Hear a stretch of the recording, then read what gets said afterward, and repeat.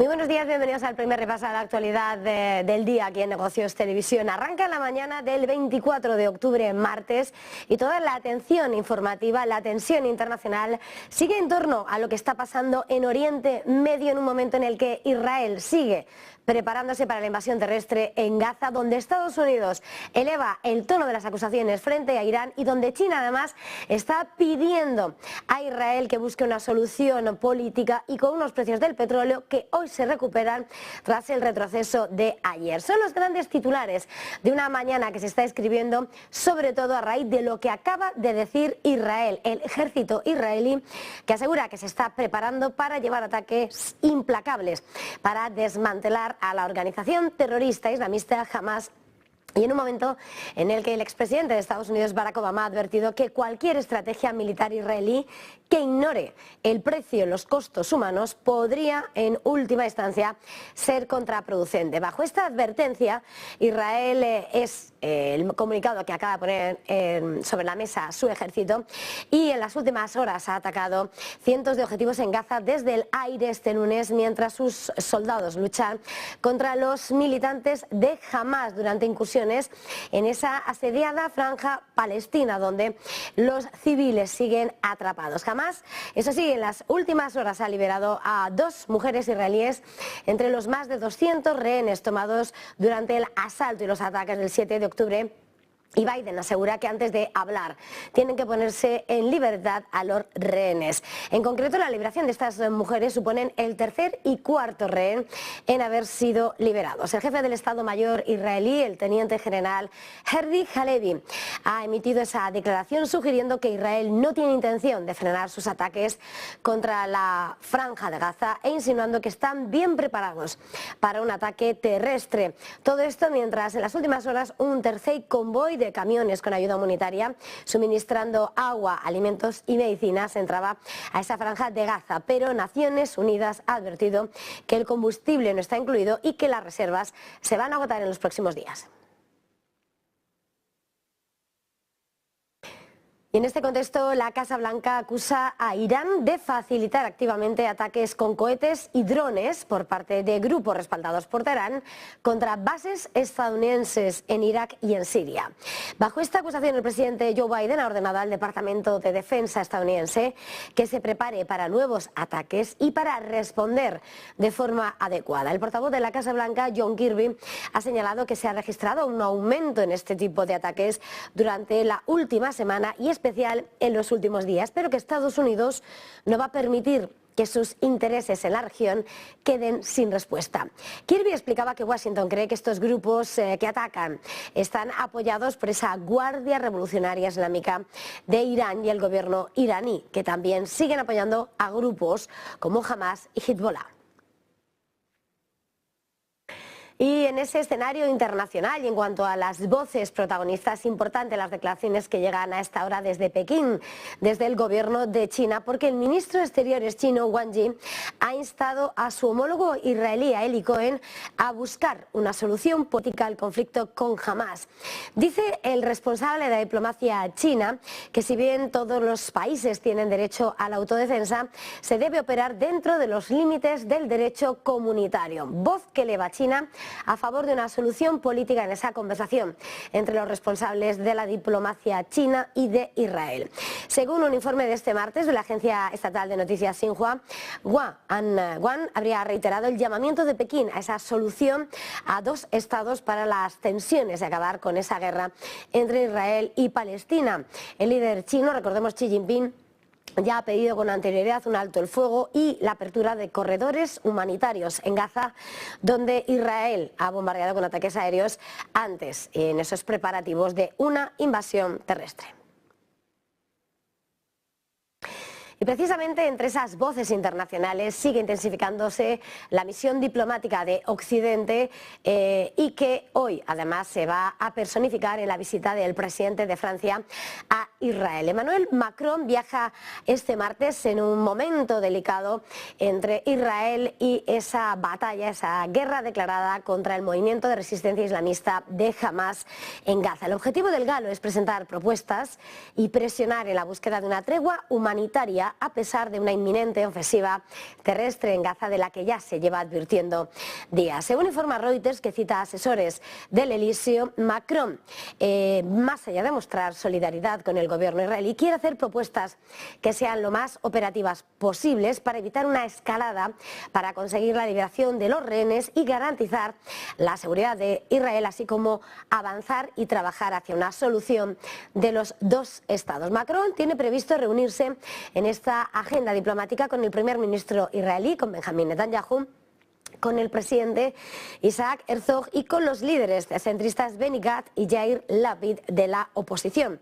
Sin embargo, aunque ha llevado a cabo conversaciones telefónicas y ha hablado con los líderes de Israel, Egipto, Arabia Saudí, Irán y Qatar desde que se perpetrase ese ataque de Hamás contra Israel el 7 de octubre, su visita llega después de la de sus homólogos estadounidenses, británicos, alemanes e italianos. Y por supuesto, fruto de estas tensiones del escenario internacional y del temor a una escalada en el conflicto de Oriente Medio, clave lo que está pasando en los mercados y en concreto en ese mercado del petróleo esta mañana, que vemos recuperación en el oro negro, recuperando parte de las fuertes pérdidas, mientras los traders siguen buscando nuevos acontecimientos que desvelen pistas en lo que puede ser la evolución de ese conflicto que preocupa, sobre todo si se extiende a otras zonas de ese área de Oriente Medio, con la mirada puesta en ese estrecho de Hormuz, con la mirada puesta en Irán. Y mientras, por supuesto, los datos macroeconómicos, hoy que va a ser una jornada repleta de indicadores adelantados, también van a dejar una huella en la sesión. El petróleo, que este lunes se dejaba un 3%, en medio de esa escalada diplomática para tratar de frenar una escalada del conflicto, estamos viendo cómo da paso en la jornada de hoy a ese movimiento de recuperación en el mercado del petróleo. El Brent vuelve a situarse por encima de los $90 el barril, con subidas del 0,55%, y el West Texas arriba un 0,48% hasta los $85,90 el barril.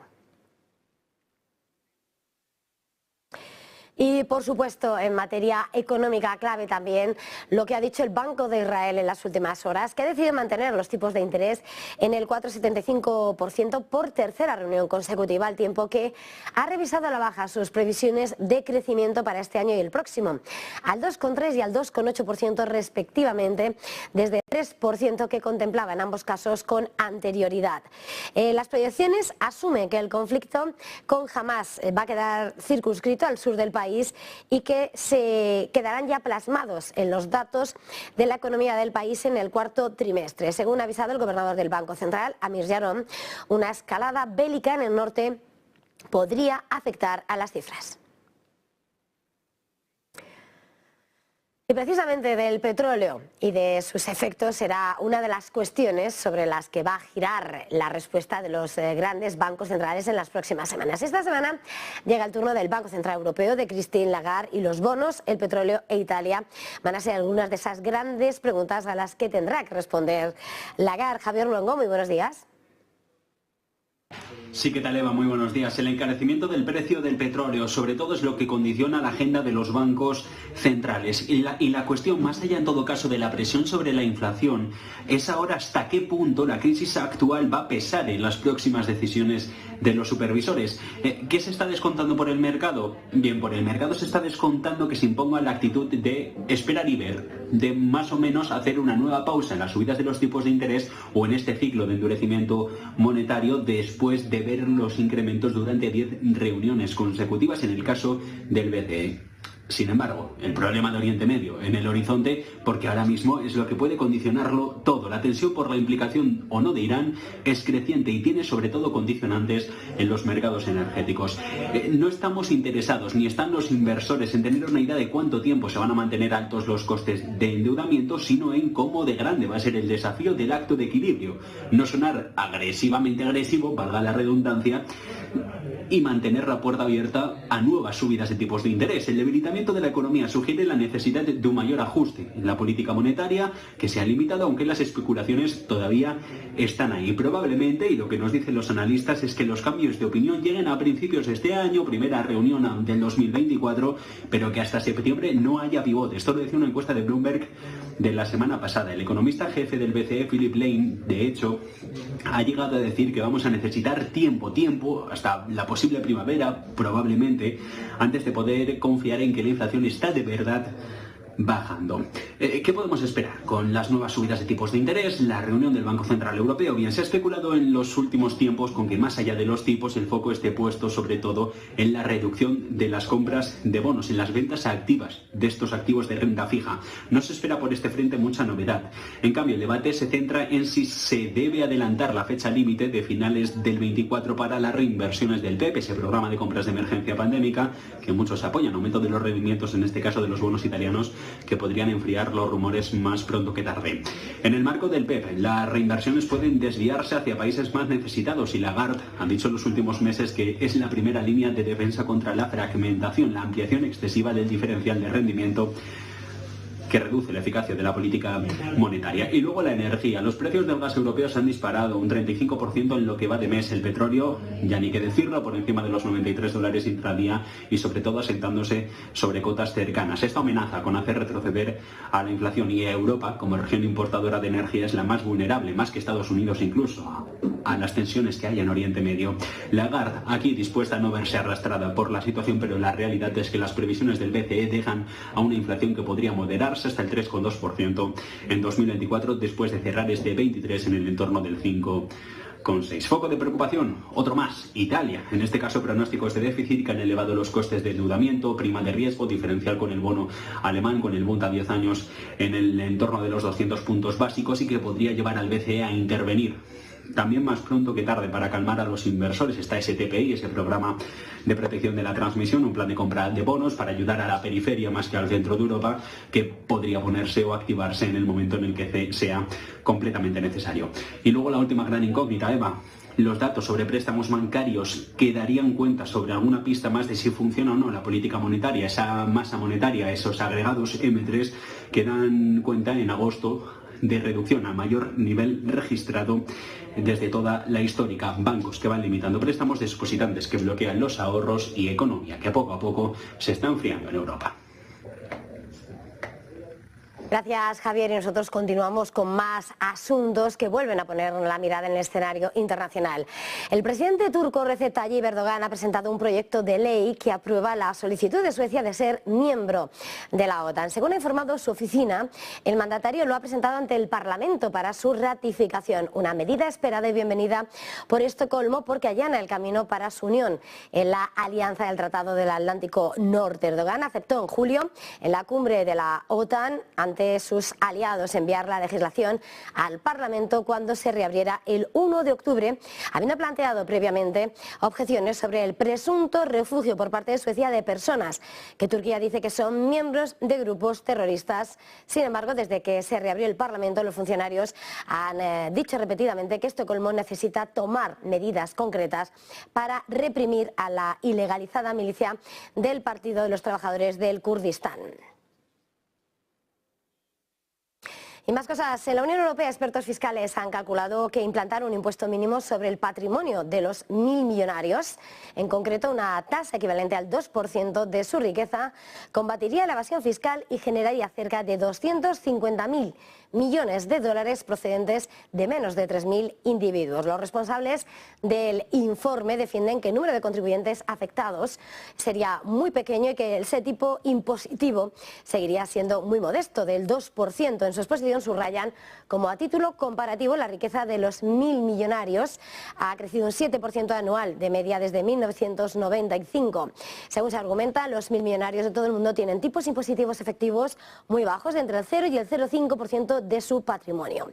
En países como Estados Unidos, ese tipo impositivo gira en torno al 0,5%, mientras que en Francia está más cercano al 0%.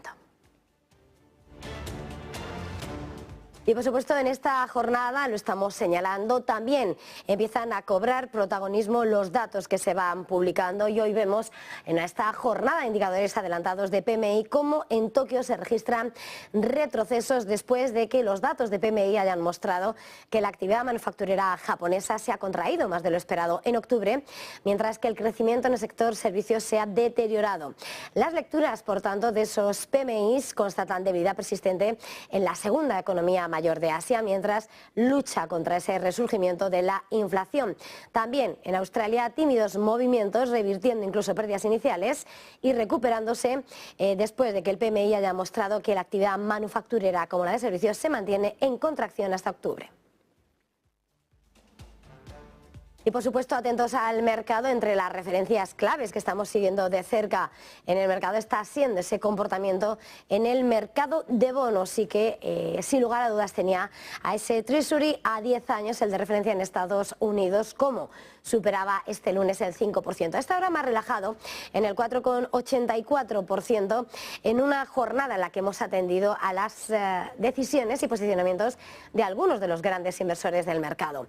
De hecho, algunos de los más destacados bajistas de los bonos del mercado dicen que lo que ha sido una histórica caída de los bonos del Tesoro estadounidense ya ha ido demasiado lejos. El inversor multimillonario Bill Ackman ha escrito este lunes en una publicación en las redes sociales que ha deshecho su apuesta contra los bonos del gobierno estadounidense en medio de esos crecientes riesgos globales, mientras que Bill Gross, cofundador de Pacific Investment Management, ha escrito que está comprando futuros de tipos de interés a corto plazo en previsión de una recesión a finales de año. Comentarios que han hecho que tuvieran su huella en el mercado con un rápido cambio en esos rendimientos durante la sesión. La tasa del bono a 30 años, de hecho, caía incluso 21 puntos básicos después de que alcanzase el máximo del 5,18%, mientras que el de 10 años caía 19 puntos tras haber superado, como decíamos, ese 5% por primera vez desde 16 años. Ackman cubre posiciones cortas, por tanto, en el bonos del Tesoro y cita signos de desaceleración, y Bill Gross compra futuros sobre tipos a corto plazo mientras predice recesión. Y antes de terminar, un último apunte que mira a dos asuntos, al mundo de las criptomonedas y al mundo de la movilidad sostenible. Por una parte, tenemos que hacernos eco de lo que está pasando con el Bitcoin, el mayor token del mundo, que ha subido este martes a su nivel más alto en más de un año en Asia, en medio del entusiasmo de los inversores por la perspectiva de un fondo cotizado en bolsa basado en la criptomoneda. Bitcoin, con una capitalización del mercado, alcanzaba el máximo de 34.332 $, el nivel más alto desde mayo de 2022, cuando se veía golpeado por el colapso de los tokens Luna y Terra, que desencadenaba esa venta global de activos digitales. Las criptos se han visto impulsadas después de que varios medios informasen de que la Comisión de la Bolsa y de Valores de Estados Unidos no va a disputar un fallo a favor de Grayscale Investments, que rechazó erróneamente su solicitud de ETF de Bitcoin. Posteriormente, Bitcoin ha recortado sus ganancias para aumentar en las últimas horas y marcar los $33.624 en un momento en el que hasta ahora vemos $34.500 en tiempo real. Y por supuesto ha llegado la fecha del 24 de octubre, Negocios Televisión se lo estamos contando. Hoy arranca en Madrid, en IFEMA, ese Global Mobility Call, la segunda edición de este foro para la movilidad sostenible y de la que Negocios Televisión es la televisión oficial. El Congreso Internacional abre las puertas a esta nueva edición en el recinto de IFEMA con el objetivo de consolidarse como ese foro de referencia para debatir materia de movilidad sostenible para empresas, para administraciones públicas y usuarios. La cita se celebraba por primera vez el año pasado y registró una afluencia de unos 5.000 visitantes, de acuerdo con los datos de los organizadores, que este año esperan alcanzar los 10.000 asistentes. Hasta aquí este repaso informativo. Hacemos una pequeña pausa para publicidad y enseguida volvemos con Mercados con Análisis.